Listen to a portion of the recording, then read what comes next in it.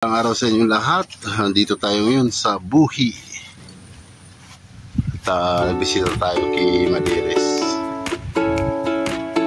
Dito tayo nag-umpisa mga kangkulites. Dito tayo pinanganak sa Buhi, Camarines Sur, San Isidro Buhi, Camarines Sur.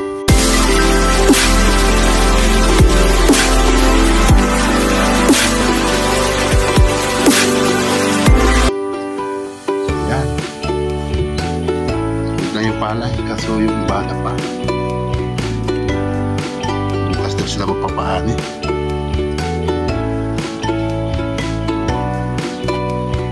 Ayan siya. Ay, dito na tayo. Grabe ang putik ah. Yun, napang palay ah. Paano to? Ito yung harvester ah.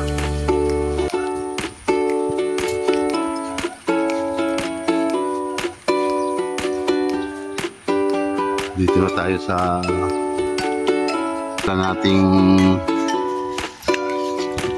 nalit pa tayo. Dito tayo nagmula. Ouch! Binira ng ano, kapang palay.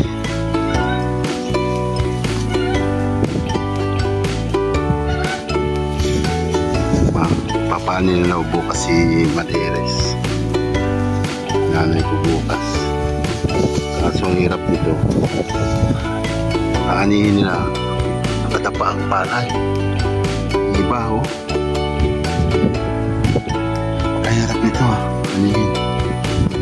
Dati aani tayo nitong ganito. Sakit sa ano, sa likod. Ayun si Hermano. Kaani. Bisa na pala mag-ani.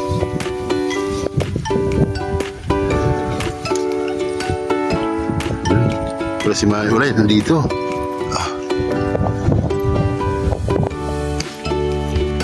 Pampalay, Manilay ah. Gapla. Nandito yung pinsan ko.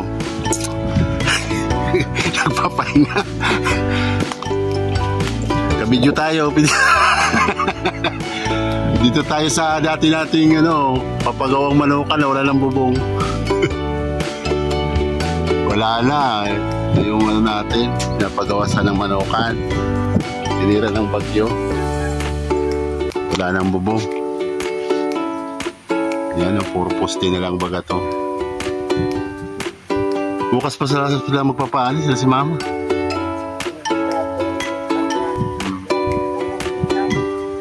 Kaya may papaya pala dito. Dadala tayo ng papaya. Ayan o. Wala ng dahon o. Madali yung dahon. Wala ng dahon ng papaya o. Pag tinula, dadala tayo sa pili. Hindi ako lang nagano, motor lang ako eh. Kasyaran ko si Maderes na nakuwabagan ko sa dakwa. Sa dabulan. Pero marahin nata.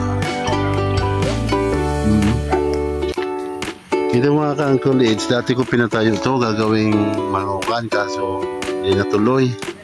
Kaya tingnan nyo, skeleton siya, wala na siyang bubong.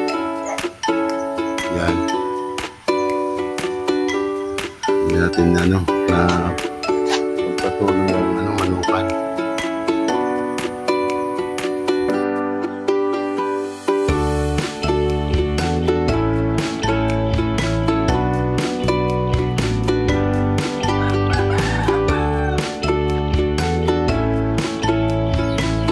Hindi payabas.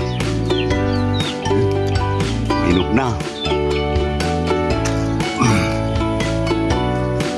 Mataas.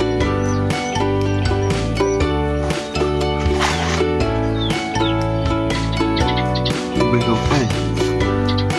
Yan. Dami sa taas ay.